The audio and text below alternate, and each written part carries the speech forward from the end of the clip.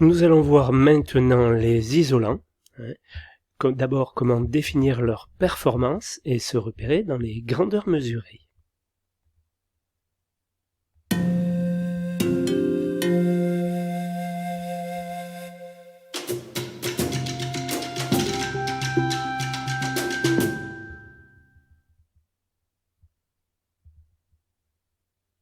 Dans cette vidéo, vous allez découvrir les différents types d'isolants, leurs avantages et inconvénients. Les isolants se regroupent en 3 grandes familles. Premièrement, les isolants minéraux. Ils sont fabriqués à partir de matières naturelles telles que la roche volcanique, le sable ou encore le verre recyclé. Les matières sont transformées industriellement pour en produire des laines. Les laines minérales les plus utilisées en isolation sont la laine de verre et la laine de roche. La production de ces isolants est peu écologique. Le processus de transformation des matières premières en laine consomme beaucoup d'énergie et rejette une forte quantité de CO2 dans l'atmosphère. Les points forts de ces isolants sont leur coût et leur résistance au feu. Ces isolants ont des propriétés irritantes. Si vous manipulez ces isolants, protégez-vous avec un masque, des gants et des lunettes de protection. Deuxièmement, les isolants synthétiques. Les isolants synthétiques sont fabriqués à partir de pétrole brut. On compte parmi les isolants synthétiques la mousse de polyuréthane et le polystyrène. Les points forts de ces isolants sont leur coût et leur fort pouvoir isolant qui permet de réduire l'épaisseur de l'isolation. En revanche, ces isolants sont produits à partir de matières premières non renouvelables. Troisièmement, les isolants biosourcés. Les isolants biosourcés sont issus de matières végétales ou animales. Voici quelques exemples de ces isolants.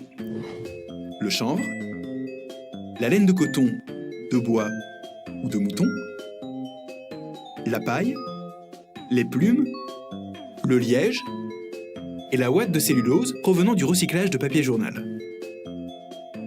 Le point fort de ces isolants est leur faible impact écologique. Leur confection consomme peu d'énergie et les matières premières utilisées sont renouvelables. Ces isolants sont traités contre le feu. En revanche, ces isolants produits en faible quantité sont coûteux à l'achat. Vous connaissez maintenant les différents types d'isolants. Pour savoir lequel choisir pour votre habitation, rapprochez-vous d'un professionnel afin qu'il vous propose une solution adaptée à vos besoins spécifiques.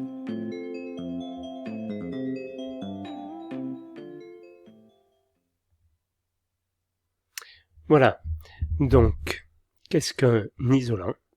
Eh bien, un isolant thermique, c'est un matériau qui permet d'empêcher la chaleur ou le froid de s'échapper d'une enceinte close.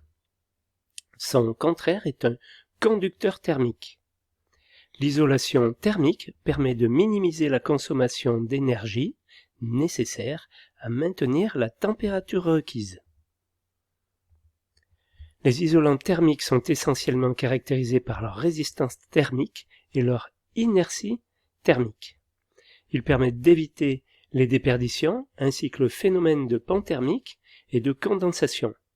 Donc là vous voyez là sur l'image les différentes performances. Donc ce que on comprend de ce tableau, c'est que 12 cm de laine de verre équivalent à 16 cm de laine de verre classique, on parle de laine de verre haute performance, avec un lambda de 0,030 par rapport à un lambda 0,040, vous voyez, on passe de 12 à 16. Pour du béton cellulaire, c'est équivalent à 48 cm, le lambda est de 0,12, ou 88 cm de bois, avec un lambda de 0,22 pour du bois sec, 7 mètres de béton, qui a un lambda de 1, et 1,40 m de granit, avec un lambda de 3,5.